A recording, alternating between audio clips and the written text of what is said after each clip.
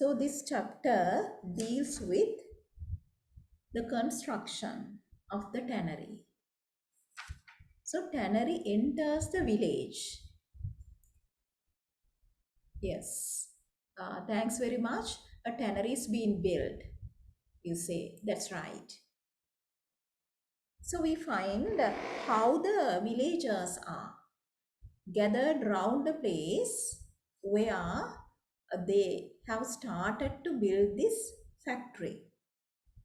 And we know tannery is a tanning factory, and it's a place where animal hides or animal skins are treated putting in chemicals, and after that drying and coloring, and then drying again. So they are treated, chemically treated in such a manner. After that, uh, those skins are suitable to make footwear, right? So we find how the villagers gathered around the place, and how the person in charge of the workers overseer, he enjoyed being watched by the villagers. He was showing off his power, and after that a white man came with some others, and he did not want the villagers gathering there, and he thought they are a nuisance, they disturb the workers. So he told something to the overseer, and the overseer was sending them away, ordering them to go away. And then that was to the uh, unhappiness of many villagers. And then some were complaining about it, and some refused to leave the place. And we find here Kannan the Chakli, and he is the village shoemaker. So he may have realized that with the coming up of a factory of this nature, his job will be threatened. And then there are some others as well. They hated being ordered about by these strangers, because that is their village and they are outsiders. Now they have started to order them about. Okay, so that's what happened. So we'll start from this place. So in the next paragraph, we find how the building is made. So every day for 2 months. So it took a long time to continue this work. The line of bullock carts came in laden with bricks and stones and cement, sheets of thin and corrugated iron, coils of rope and hemp. Now hemp is fibers. The kiln in the neighboring villages were kept busy firing the bricks, but their output was insufficient. And then carts had to go away to distant areas, and they returned daily laden with bricks. And then daily females twisted rope, that is, they made wire rope. Now there's a great demand for such productions, since they could sell as much as they made.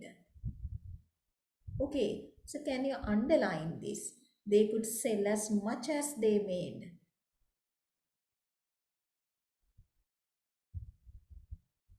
So the village females are benefited because there's a great demand for their produce. So they earned in that way, they earn some money. And then we find another party that is benefited. Can you underline this also? Traders wax prosperous selling their goods to the workmen.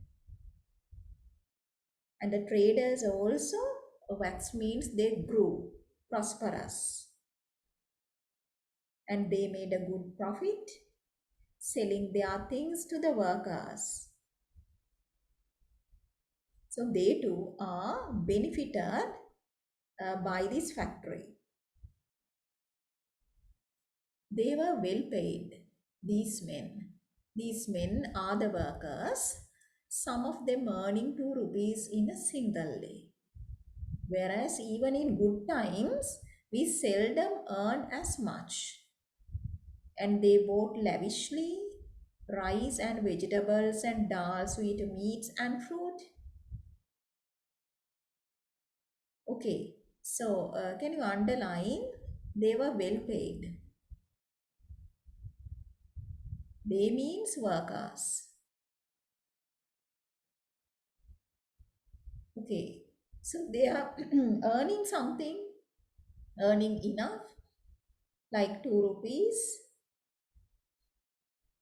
And for poor people like Rukmani and other villagers, they are making big money. And then that enabled them to buy lavishly since they had more money than poor villagers. Rice, vegetables, dal, sweet meats, and fruit. And then we find the place where they built their huts. Around the Maidan, they built their huts. So around that open space where they started to build the factory, they have started to build their huts.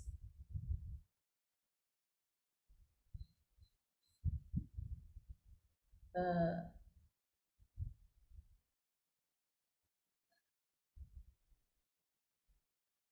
right. Another student has a problem, and that one also needed the passcode. Just give me a second.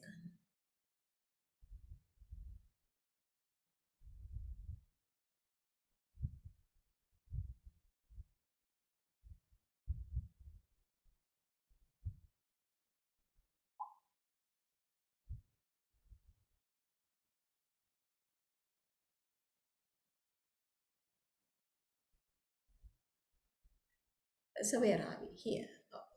Okay. So we know that now the village has become crowded than before.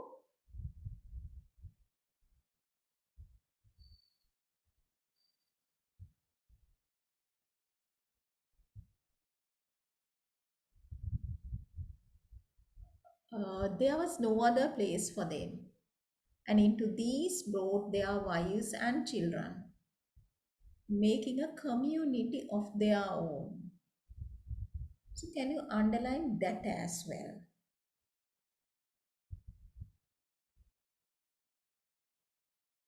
So, can you write somewhere there was a massive influx of outsiders? There was a massive influx of outsiders into the village.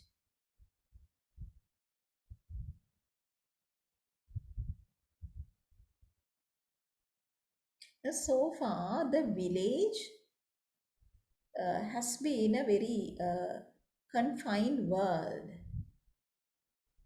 very small world, and there aren't any outsiders found in the village. But now, for the first time, outsiders have started to come into the village. So, village expanded and village became crowded because there is not only workers but the workers brought their wives, children, So they made a community of their own, and the village community is there, but of course they form a different community. And also we find the change they brought in or introduced into the village. At night we saw their fires, and by day we heard their noise, loud, ceaseless, clangor and din. Clangor is loud noise, and then din too is very unpleasant, loud noise, chatter. So sound pollution is there, isn't that so? So a quiet village now has turned into a noisy place. It's filled with a lot of unpleasant sounds, chatter, sometimes a chanting to help them get a heavy beam into position or hoist a load of tin sheeting to the roof. Right. So, in this paragraph, we know that the process of uh, building the tannery is there, how the work started, and then demand for the produce of the village females, and also consumerist economy came into being. If you have money, you can buy things, and if you have things, you can sell, because there's a demand for what you produce. So you can see that the whole society started to change. Then shall we move on to the next paragraph? Then one day the building was completed. You can underline it. So after that we find workers departed. They left the village. And then they took with them their goods and chattels. Chattels are the possessions, leaving only the empty huts behind. So after that there was a silence. Now you can compare and contrast the earlier situation and the situation now. And earlier the place was filled with lot of unpleasant sounds. But now, after their departure, once again silence or the peace returned to the village. In the unwanted quiet, unwanted is unused to, because village was filled with lot of noise, and suddenly village became quiet. So the villagers found that now they are not that used to that silence in the village. And then villagers are thinking apprehensively what would happen next. And then few weeks passed by, and then villagers have a curiosity to see what the interior of the building is like. So we find later they entered the building, but at first they had awe. Awe means surprise filled with wonder and fear as well. Poking into its holes and corners, looking into the great vats and drums that had been installed into them. Curiosity slacked. We set about our old task on the land and in our homes. So they were able to see, huge vats, containers like tubs, They are built to soak the animal skins in chemicals. Now the things are made, but the work has not started. There were some among the traders, those who had put up their prices and made their money, who regretted their going, not I. So you can write there, traders made good profits.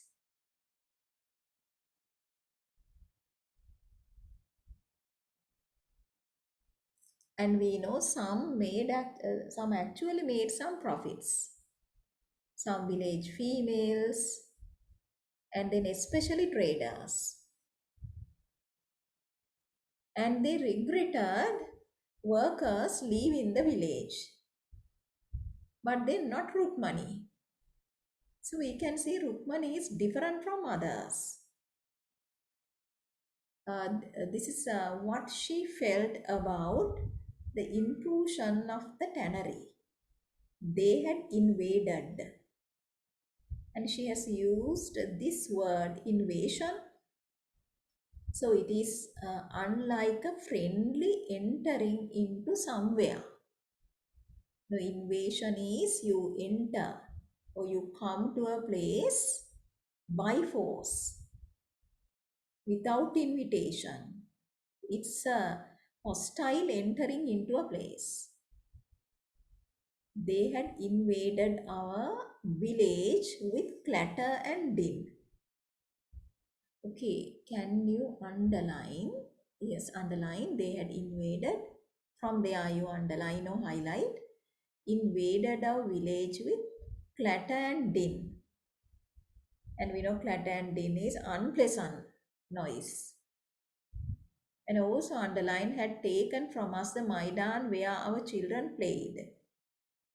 So that is like a playing ground for the children. And underline, this also had made the bazaar prices too high for us.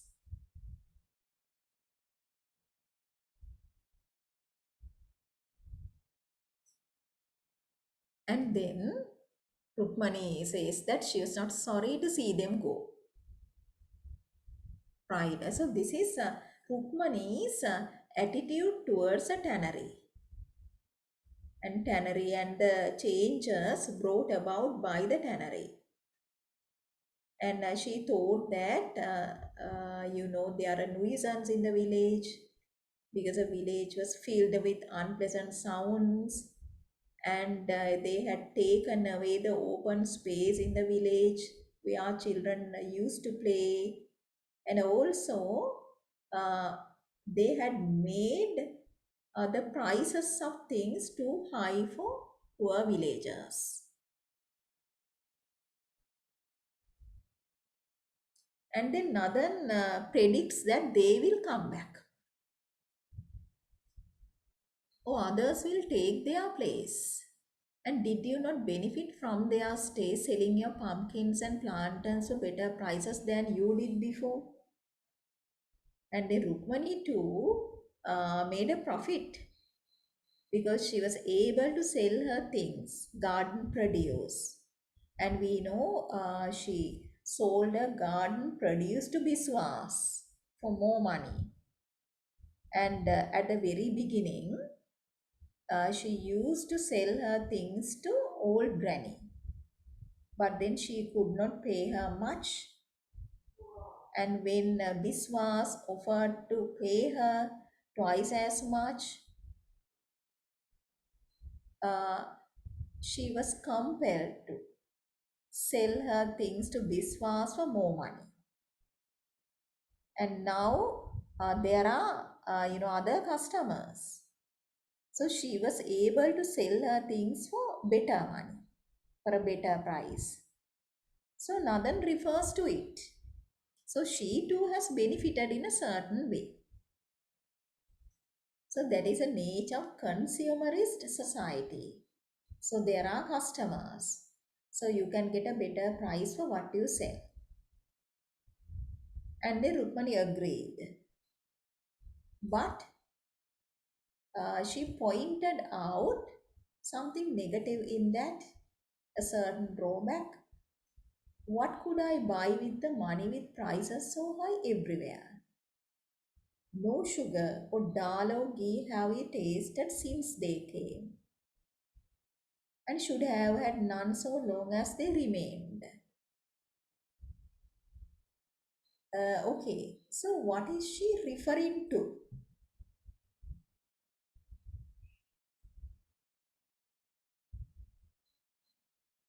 She agreed that she made a better profit, but at the same time, uh, she says that money is not enough to buy the things.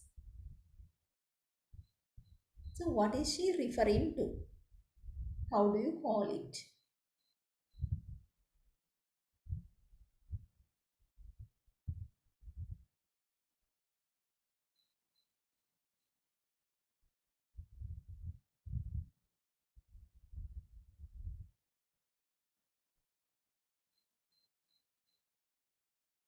That is, she's earning more, but then the prices have gone up.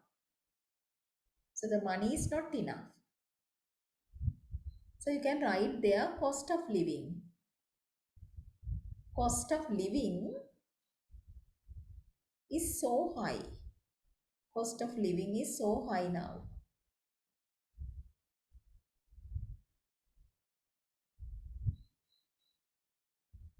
Okay, let's move on. So Nathan is sure that they will come back.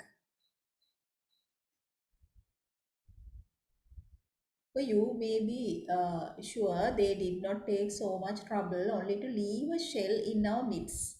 Therefore, it is as well to accept these things.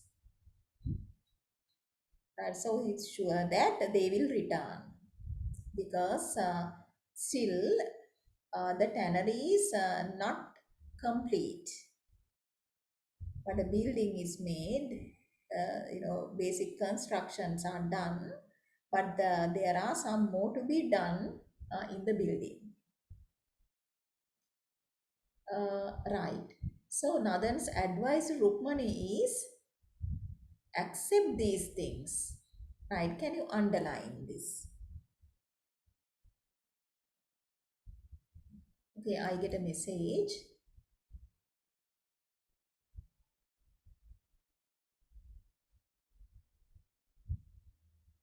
Right. So one student says that he has just joined the point there. Right. So earlier I asked you to write there high cost of living. Okay. And then, Nadan advises Rukmani to accept these things. And we know that is actually a part of Indian character.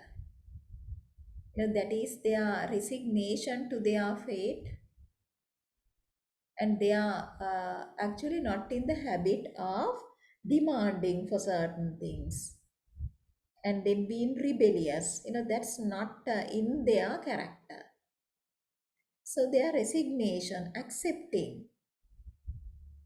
So he advised Rukmani to accept these things because you can't change these things. So therefore, don't worry about these things. Don't trouble yourself. You better accept. Okay. So the page number is 30. Page number is 30. It's we are still discussing chapter 4, page number 30.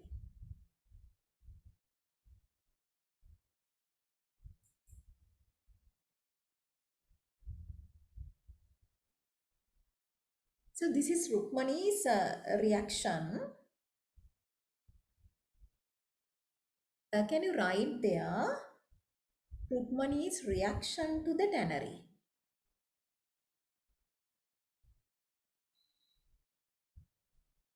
This is actually a vehement reaction, a vehement rejection. Never, never. And then this is actually quite emphatic because she repeated it. Never, never. To emphasize a dislike towards a tannery. She further said that they may live in our midst, that is, in our middle, but I can never accept them. And can you underline this? I can never accept them. And then she gives her reasons for disliking the tannery so much. And what she mentions here is they lay their hands upon us, and we are all turned from tilling to barter. Hoard our silver, silver means your rupees, your money, since we cannot spend it. And see our children go without the food, and their children gorge. Gorge means eat greedily and eat too much. And it is only in the hope that one day things will be as they were, that we have done these things. Now that they have gone, let us forget them and return to our ways. And then there, actually, this is a serious message. And there, even though Rukmani is a semi-literate, and of course we know that she has some learning, she can read and write, but that is not a complete formal education. So she is a kind of semi-literate, but still we can see that she has wisdom. And then she dislikes this kind of change, the kind of changes brought about by industrialization. And we know tannery stands for industrialization. And she mentions here how the villagers are forced to change their traditional ways, turn from tilling to barter. Tilling, that is their agricultural work, and then bartering, right? That is buying and selling. You exchange things for money, your services and your things for money. And you can see that it's now a kind of money based economy and consumerist economy. And then hoarding, that is piling up silver money, and they can't spend it. And still the villagers cannot get away from their poverty. So children go without the food, and they have enough money, so they eat a lot. So they consume the things. Okay, right? So this place is important, that elaborates Rukmani's attitude towards the tannery. And then another thinks that she is foolish. There is no going back. Bend like the grass that you do not break. Okay, so can you write there Nadan's passive acceptance? So bend like the grass. That is, you accept the change because you can't change this way. So it's better to accept the changes and not being rebellious. Okay, right? So right there, Nadan's passive acceptance. So next we find children for the first time had seen parents argue with each other.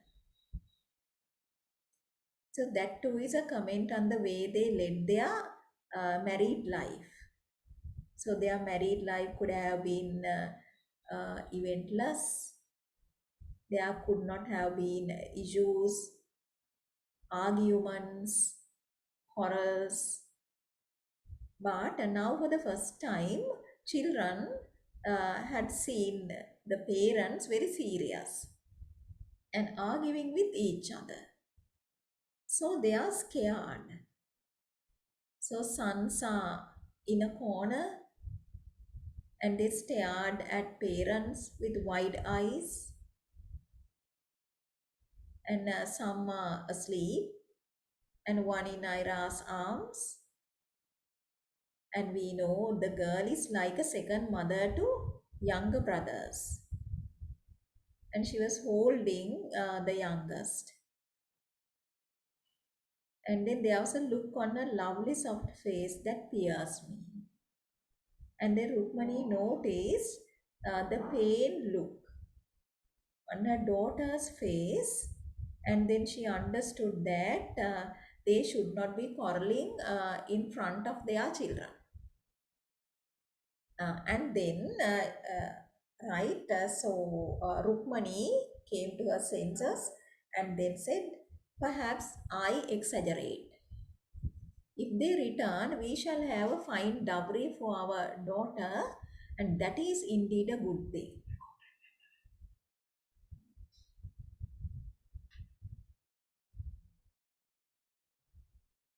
The lost look went from Ira's face. She was a child still, despite the ripeness for her 13 years, and no doubt fancied a grand wedding. Can you underline the age and then underline fancied a grand wedding even as I had done?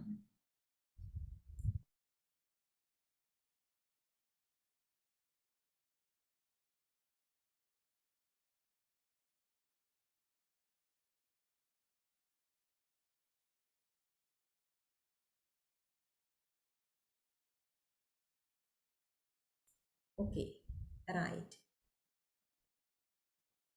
So that is, can you write there? So that is a dream of every Indian girl in that society,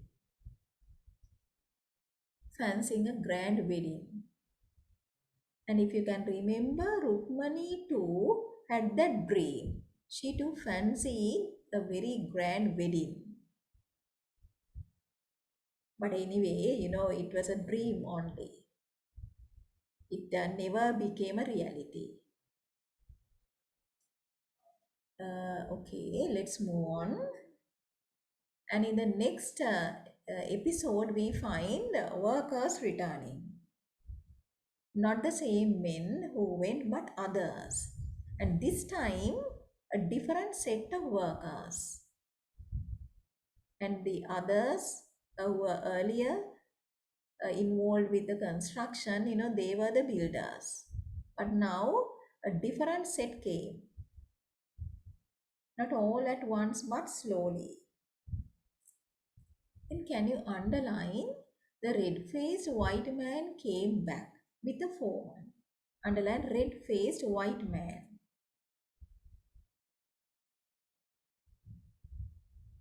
So he should be the owner of the factory.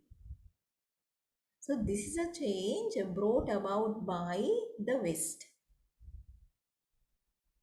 And then they have money, whites have money, they have the power, and they have a social status, and they have started to build factories in different places in India at that time. So he came back, and then with a foreman, and took charge of everything. He did not live in the village but came and went. So men took over the huts uh, that had lain empty, the ones who came last settling beside the river. Can you underline ones who came last settling beside the river?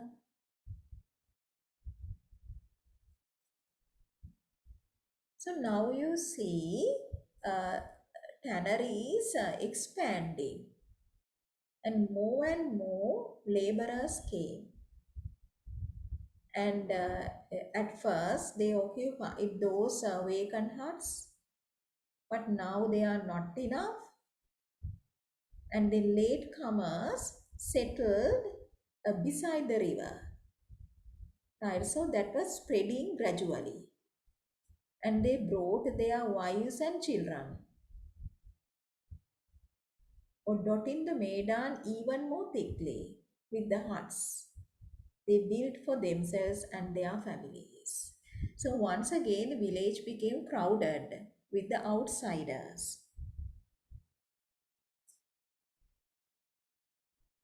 So next we find, Rukmani went back to her home,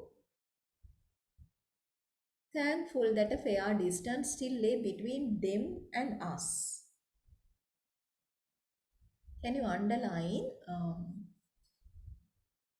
A fair distance still lay between them and us. Also underline the smell of their brews and liquors hung permanently in the second air. Underline still their noise came to us from afar.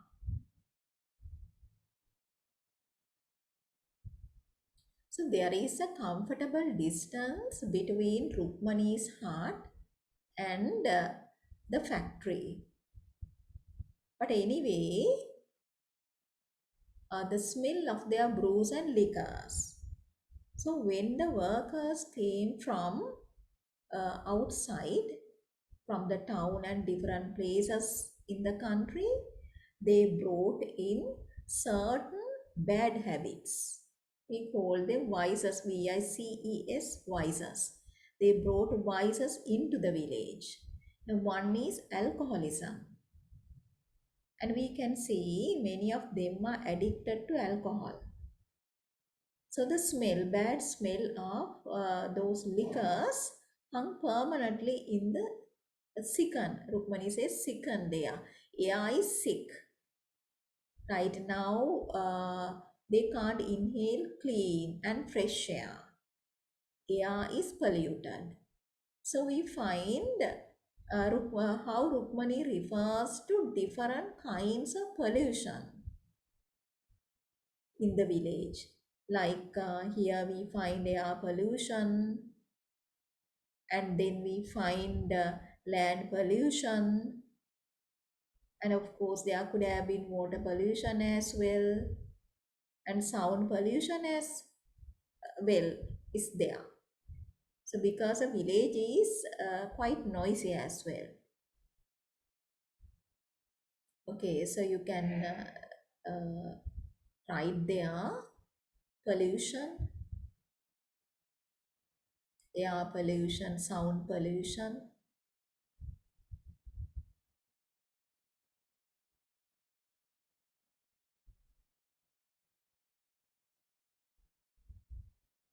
So next we find the attitude of another village inmate towards a tannery. And we know Kunti is different to Rukmani in many ways.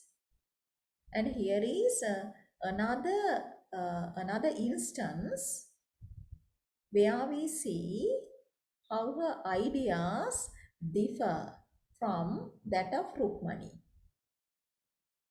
So Kunti said, "You are a queer being, you are a strange person." Her brows flaring away from her eyes. "Are you not glad that our village is no longer a clump of huts, but a small town?" See the way she looks down upon her village, clump of huts, but a small town. Soon there will be shops and tea stalls, even a bioscope. Bioscope is a cinema hall. such as I have been to before I was married, you will say. So Kunti bears a different attitude towards tannery. You can write it there. Kunti bears a different attitude towards tannery.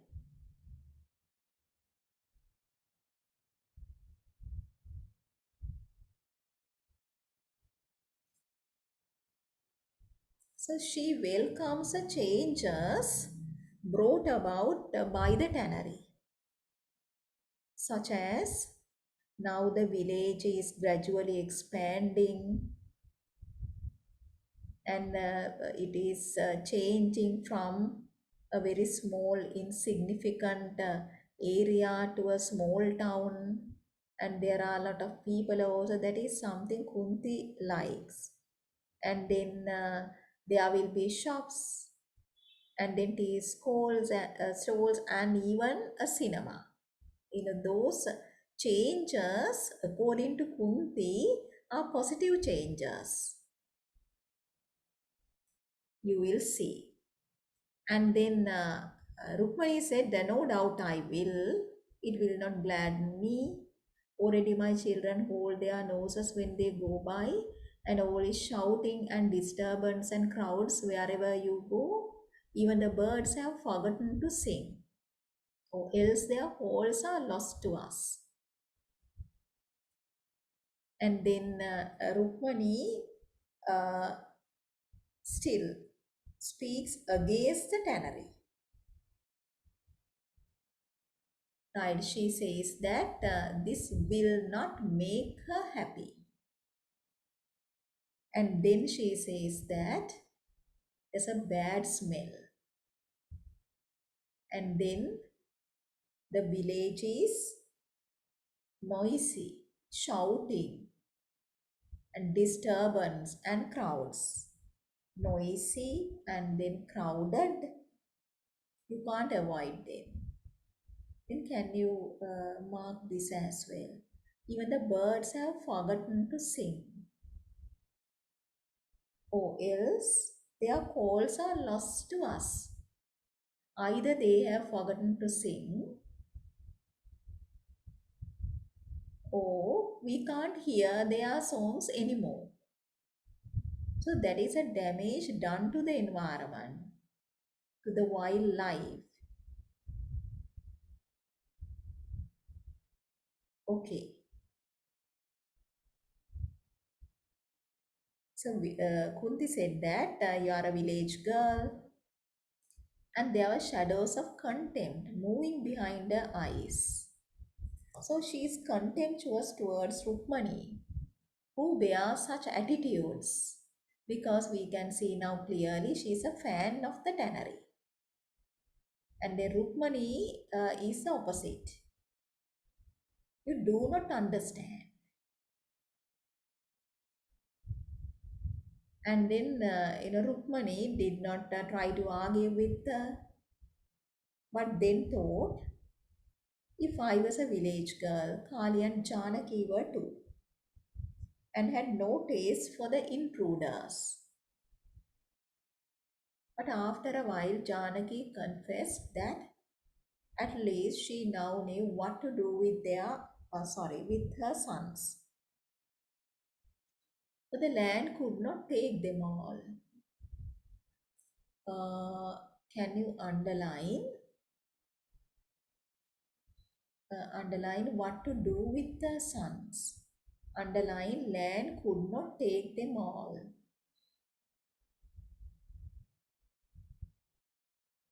So Janaki recognized the opportunities that will be available for village youth to find jobs in the new factory.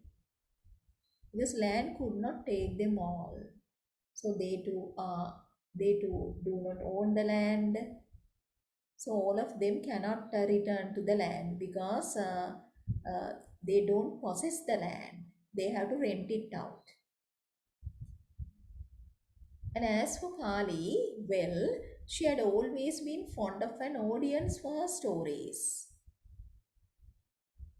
And then Kali likes to have a lot of people around her to listen to her stories.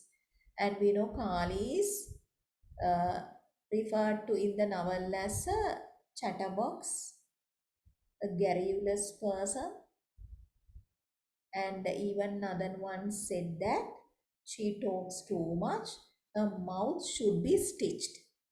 Okay, right. So they were reconciled. So they kind of accept that and threw the past away with both hands. That might be the readier to grasp the present.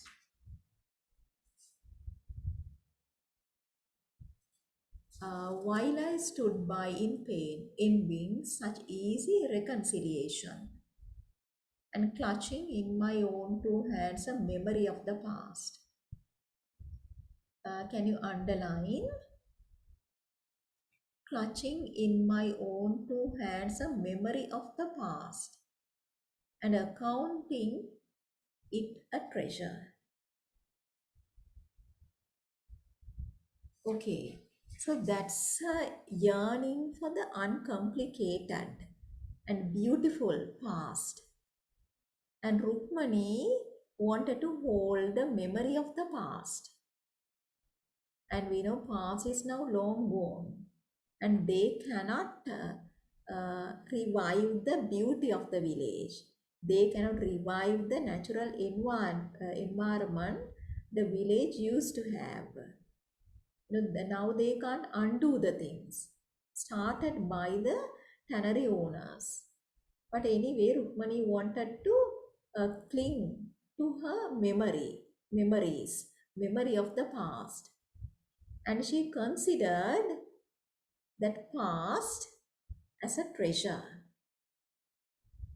So there she differs from others in the village, like especially Kunti, and then Janaki too kind of accepted, and Kali too. Anyway, she too displayed reconciliation, and then kind of accepted this inevitable change. And after that, we find what happened to Ira uh, with the entrance of the tannery. I think the end of my daughter's carefree days began with the tannery.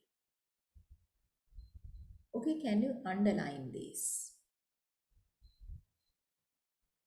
End of my daughter's carefree days began with the tannery. So this is how the tannery directly or indirectly affects the lives of different people. So Ira is not directly affected, but anyway, she too suffers in a certain way. And then this is like a foreshadowing of what will happen to Ira later.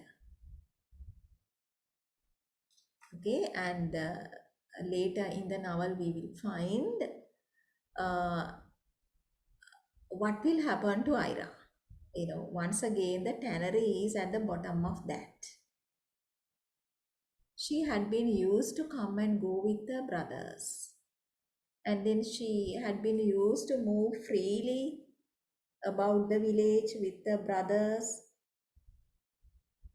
And then one day the adult female Kali told them that it was time they looked to their daughter, because now we know that she is 13.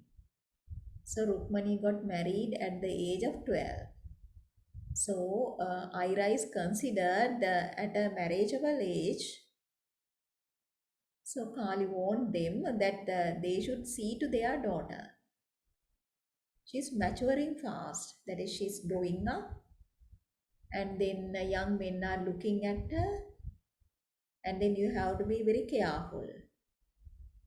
If you don't do so, you will find you will not find it easy to get her a husband. But then the father is offended and he came to defend his daughter. My daughter is no wanton. That means my daughter does not have loose behavior. She is a disciplined girl, well behaved girl. Not only men, but women look at her, for she is beautiful. So, beauty of Ira is something that is highlighted. That she was said to be a very fair, pretty girl.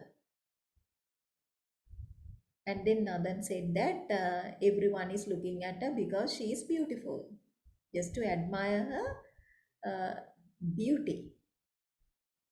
She is that. Carly said handsomely, therefore look to her even more closely. Right? Once Carly starts something, so you can't subdue her because she is very adamant. She does not want to accept the ideas of another. So Rukmani knew it so well. So anyway, afterwards, although we did not admit it to each other, we were more careful of Ira.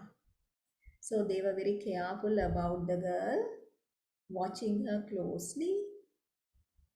So she is just a child.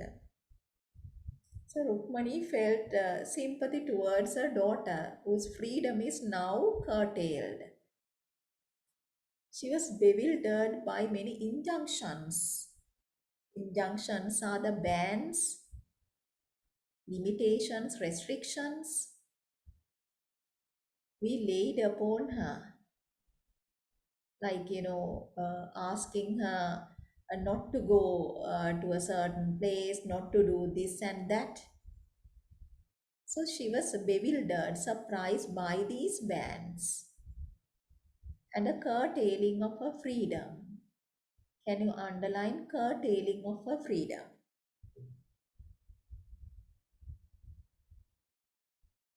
Tried her sorely, though not a word of complaint came from her. Can you also underline not a word of complaint came from her? That is Ira's character. She never complains and she is a very obedient girl, well behaved girl. And also, she is a very loving kind of girl. She loves young brothers, she's like a second mother to them. And then, she does household works as well, helps her mother, right? And quite too obedient to her parents. Okay, so I think I gave you a question earlier. That's about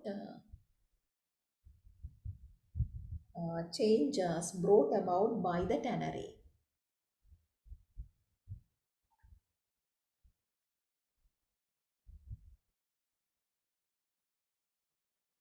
Uh, so the first question is, what changes are brought about by the tannery? I hope you managed to answer it. So what changes are brought about by the tannery in the village?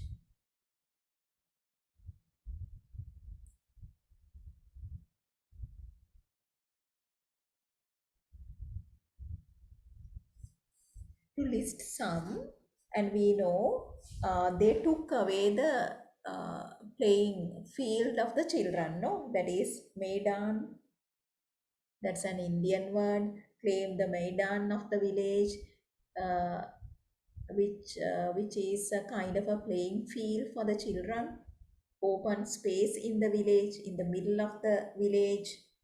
So that can be considered the best place in the village. So they took it away. They occupied that best place in the village. to build their factory. And also we know that a tannery made the village crowded, overcrowded. So we found the influx of outsiders into this small village. So the village became overcrowded. And also we know that the tannery filled the village with clatter and din, that is referred to in many places. So village became a noisy place filled with unpleasant sounds. And also we know there are some positive changes as well.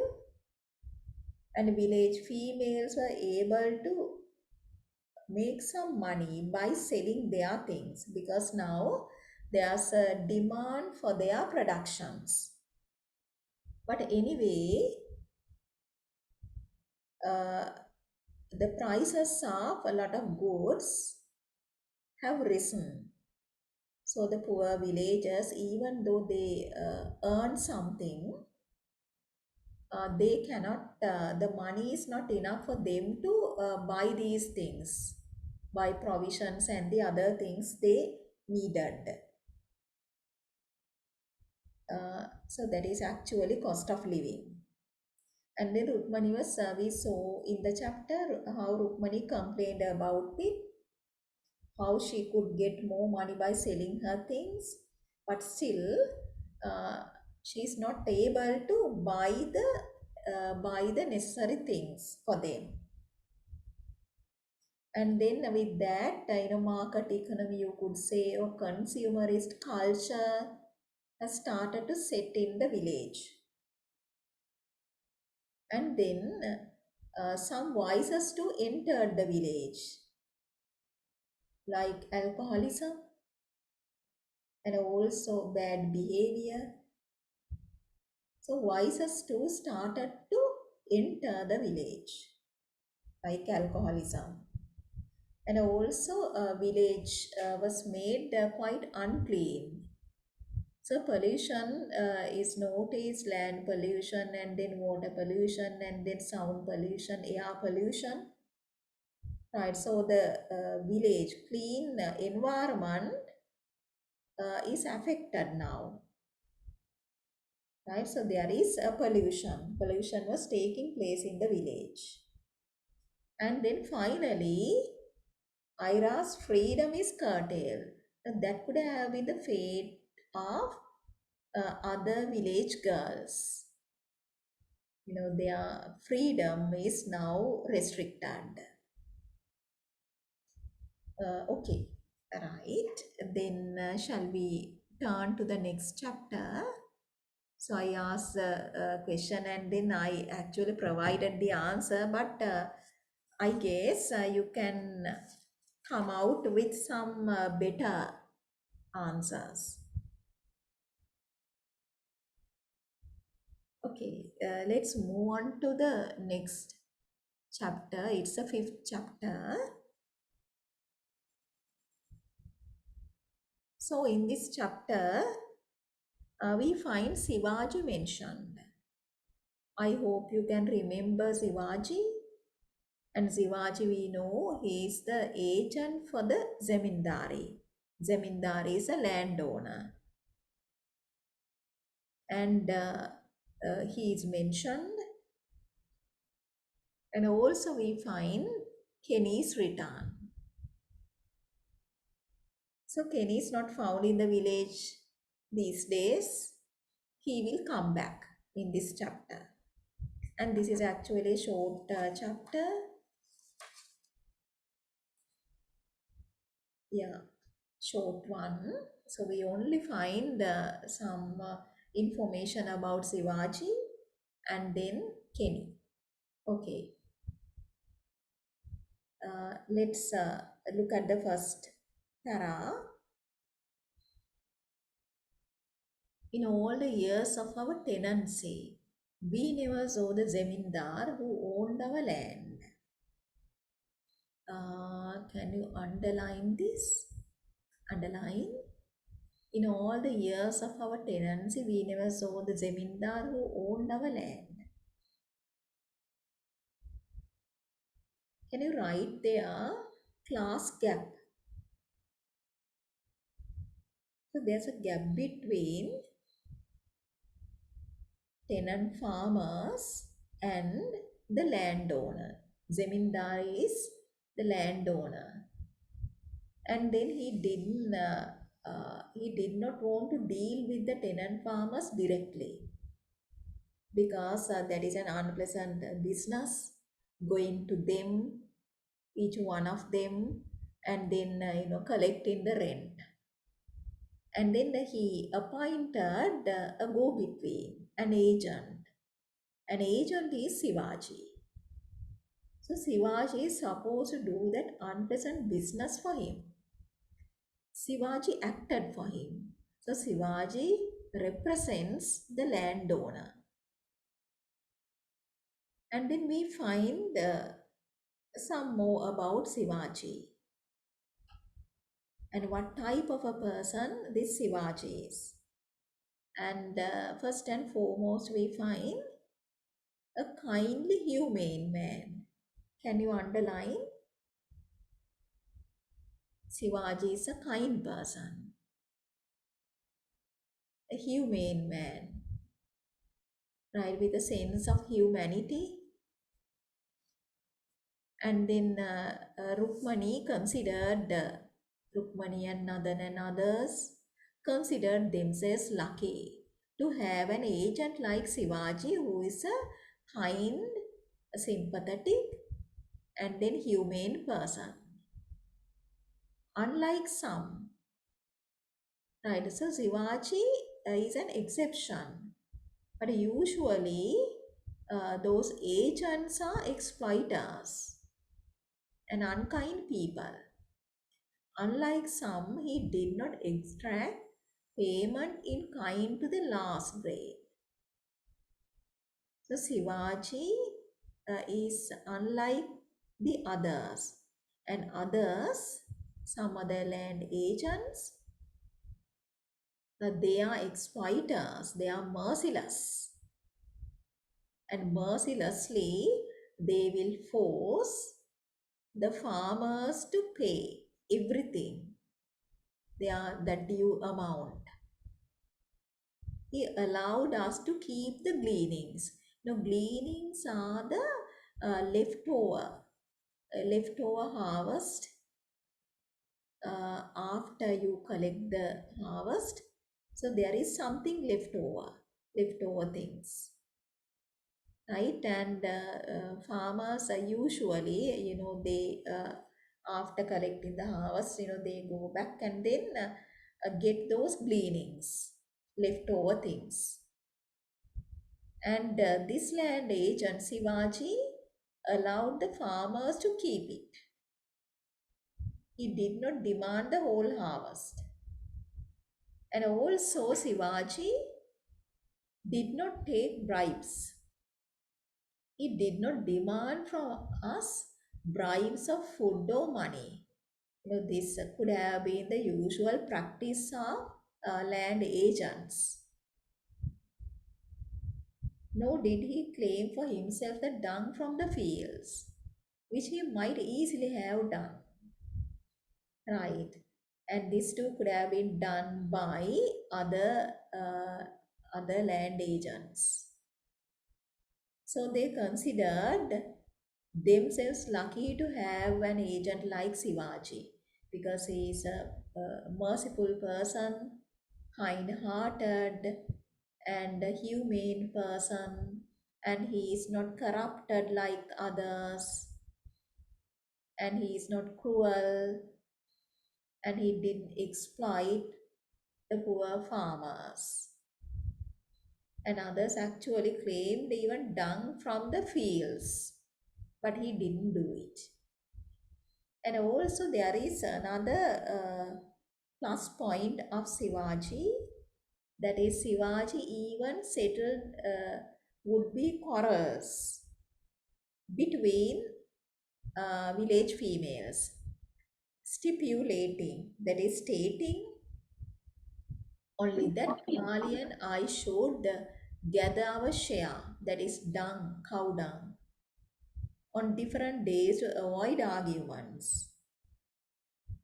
Right, so he even settled would be quarrels between females.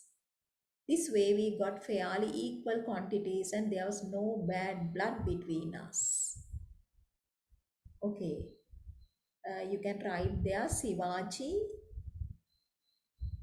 the land agent is this tribe.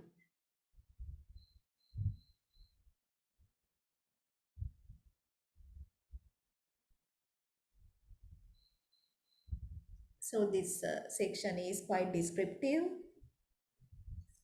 And then it's about Rukmani is going out one morning to collect the dung.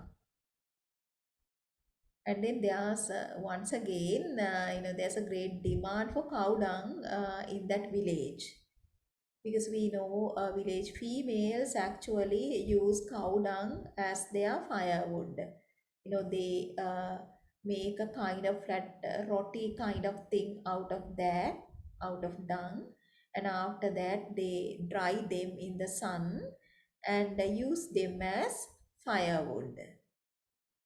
Okay, right. So Rukmani, uh, that's early in the morning, went out to collect her share of dung, and she wanted to go very early because sometimes urchins like village boys will come and collect them. But dung was easy to sell and commanded a good price. Several times before I had seen boys on the land and had chased them from it, but without succeeding in getting hold of their loot. So some boys had been collecting on some days. Okay. So that morning, these urchins actually did not take away the dung. Rukmani managed to collect quite a lot of pickings. And then she filled the small basket she took with her. And then she became conscious of somebody is watching her. It was Kenny. Can you underline it was Kenny? Kenny suddenly appeared in the village. So she perceived certain changes in Kenny's appearance, thinner than when I had last seen him. But how could I ever forget him? Leaving my basket, I ran to him, dirty hands and all, with a glad, welcoming heart. My Lord, my benefactor, I cried. Many a time I have longed to see you. Now at last you come. I bent down to kiss his feet. Shod means shoed, wearing shoes, as they were in leather shoes. He withdrew them quickly and told me to get up. I'm not a benefactor, he said, nor a lord. What ails you? You are my benefactor, I said stoutly. Okay, right. So, what do you think is Rukmani's attitude towards Kenny?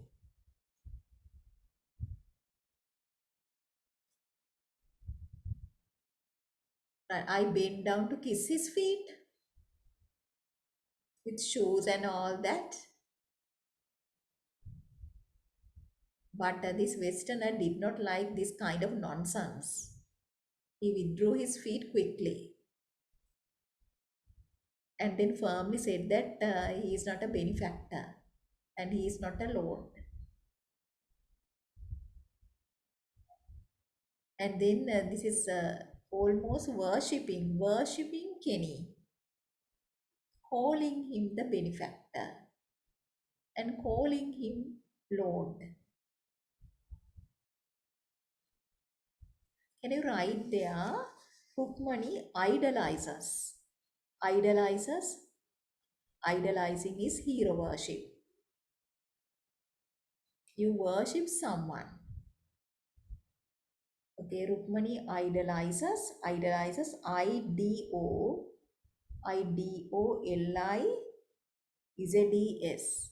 idolizes. Rukmani idolizes Kenny. You can underline, I bend down to kiss his feet, and also underline, my Lord, my benefactor. After that, you can write, uh, Rukmani idolizes him.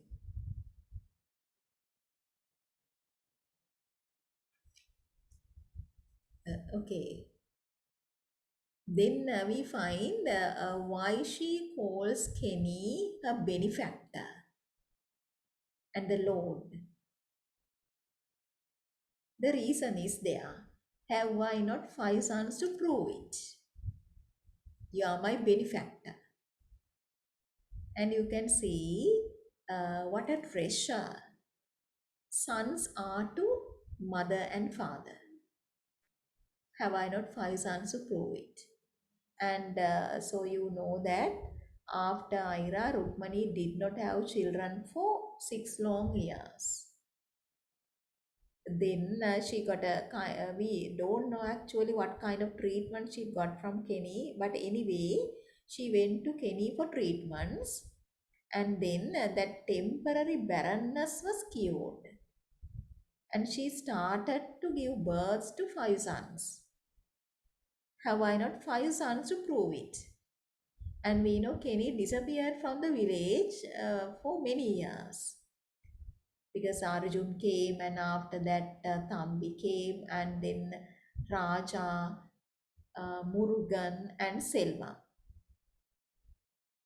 Am I to blame for your excesses? Said he, grimacing, and he was smiling also. But his eyes were alight with laughter, no doubt at my crestfallen face. Uh, okay, right. Come with me, I said, recovering myself. You shall see them, excesses or not. So Kenny is invited to Rukmani's home, and then you can see my children. Too many or not, you can see them. But then Kenny replied saying that he is busy. Anyway, that he agreed to drop in for only for few minutes. For a few minutes only, I'm busy, he replied. And as I picked up my basket, he peered in. I see you collect dung and take it with you. Is it not for the land? Can you underline? Is underline from here. I see you collect dung and take it with you. Is it not for the land? Underline Rukmani's reply. Indeed, no. Dung is too useful in our homes to be given to the land. Underline, for it is fuel to us, protection against damp and heat and even ants and mice. So that is uses of dung to villagers.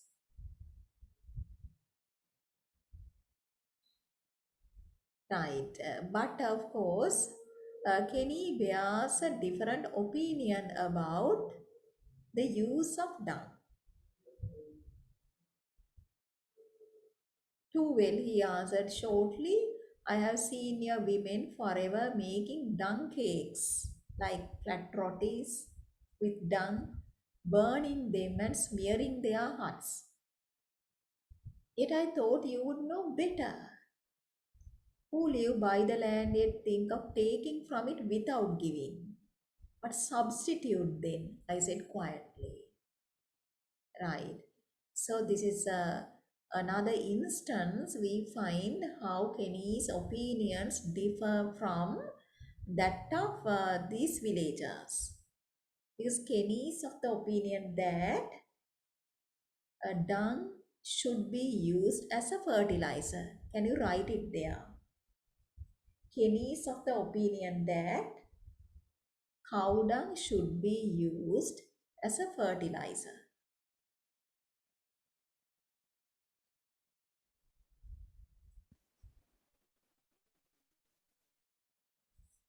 So he says that you should give that to the land.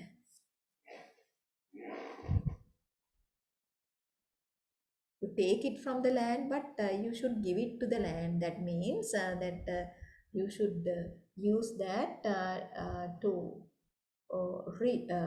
enrich the soil of your land.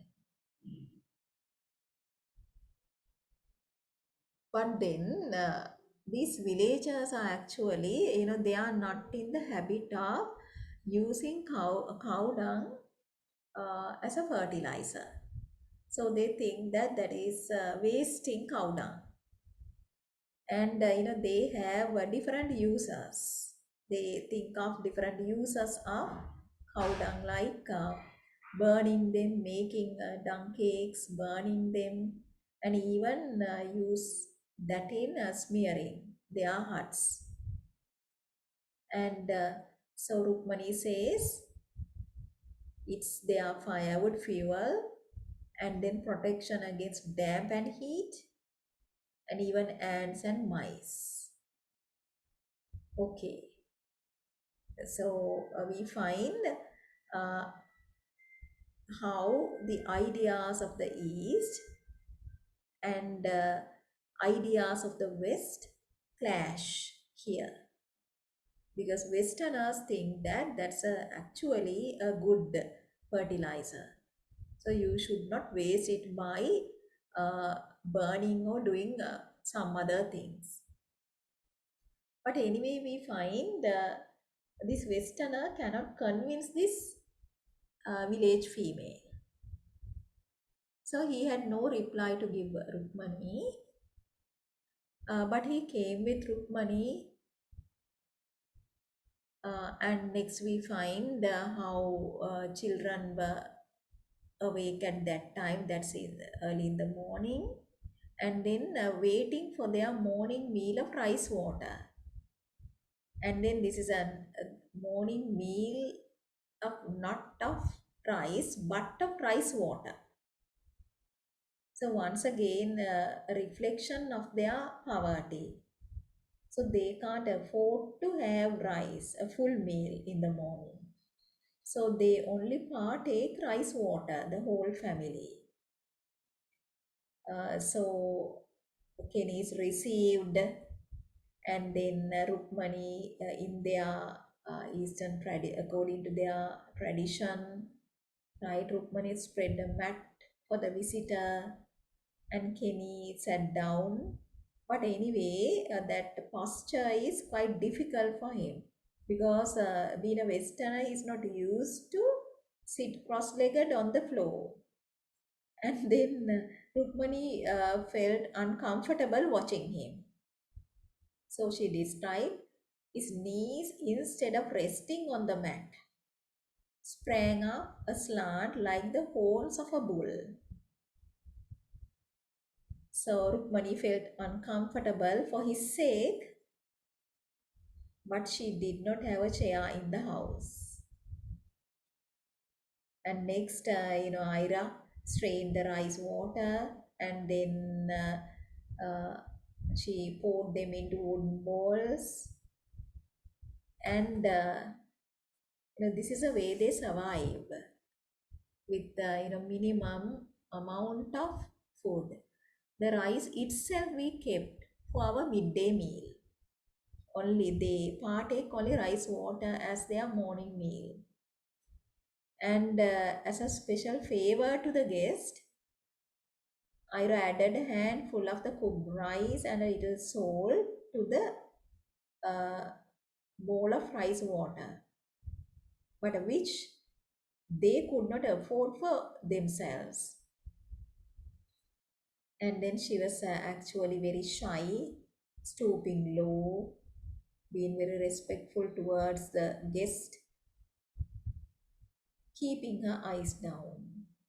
And then Rukmani introduced her daughter to Kenny. my daughter Iravadi. And then she was proud of her daughter because she knows how to serve a guest. And then he complimented Iravadi on her skills in cooking.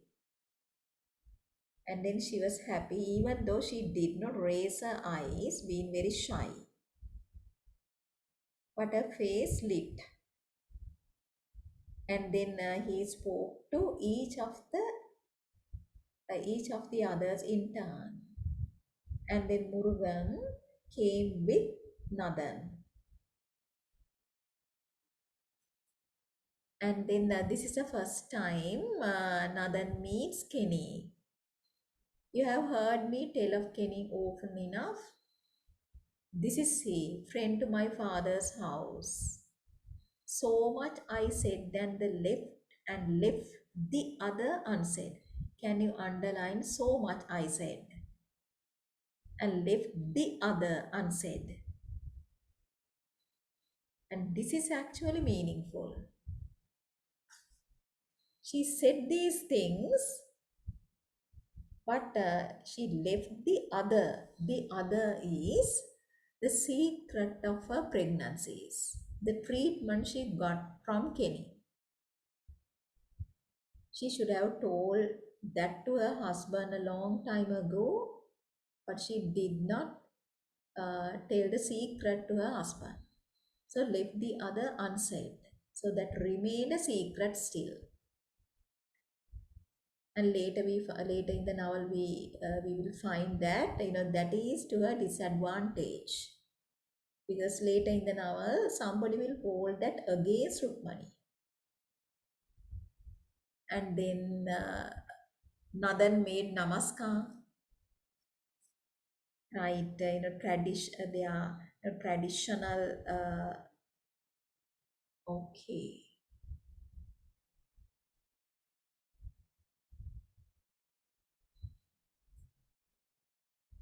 right. They are traditional way of paying respect to another person. Namaskar, right? I have, he replied formally, and I am happy that he should honor poor household by his presence. But then Kenny knew how to speak to these people, yet not so poor. The other replied politely. The other is Kenny. For the women of your house do you credit, and you have begotten 5 healthy sons. And he said that you are rich, you are not poor, because you have sons. So you are wealthy. That's a wealth. And then your women of your house, do you credit as a head of the household.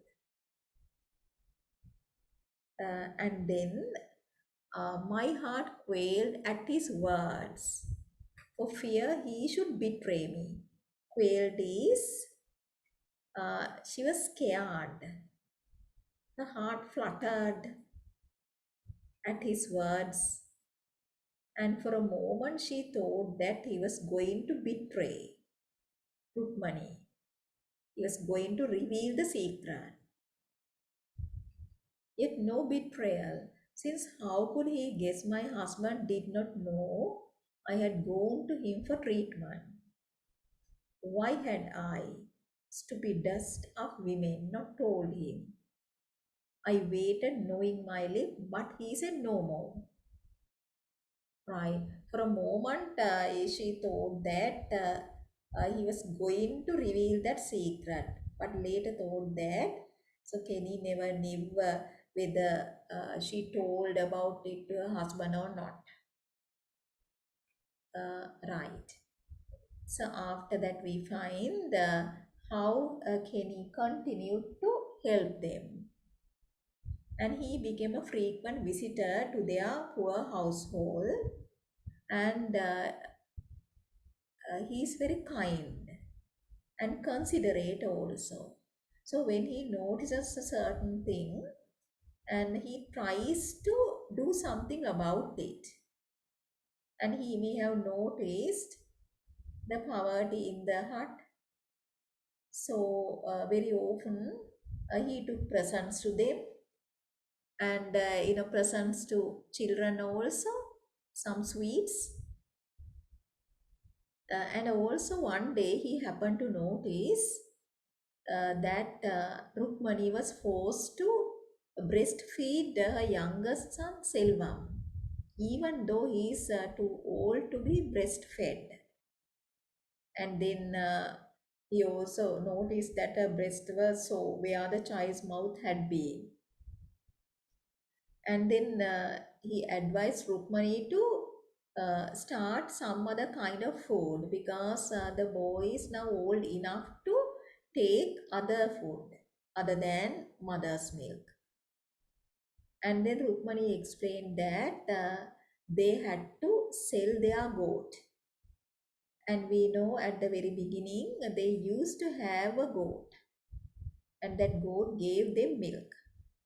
That was enough uh, for their needs. At that time, Rukmani considered themselves as like people who ate well, ate better than most others in the village. So she said that they had to sell their goat, maybe because of the expanding family and the increased needs. I can no longer afford to buy milk, and poverty is there, right? She doesn't have enough money to buy milk. And then anyway, she's a very good mother. She thinks that her son needs milk, and even though it is difficult for her, she thinks that it is a duty to give that to him.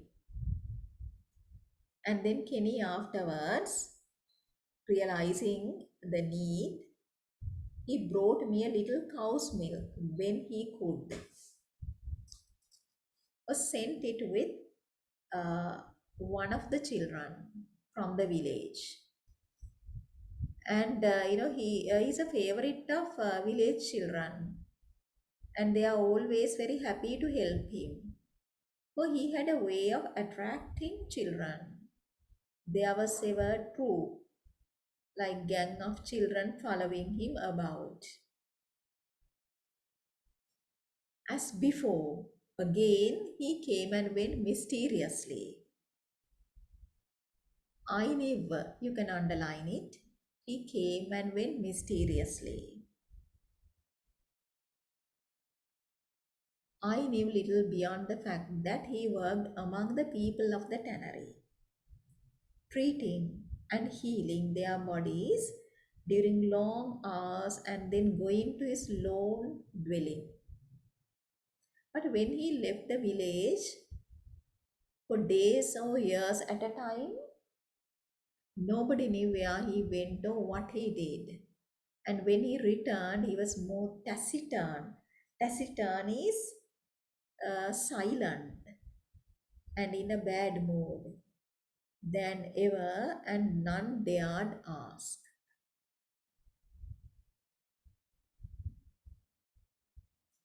So we will stop at this point.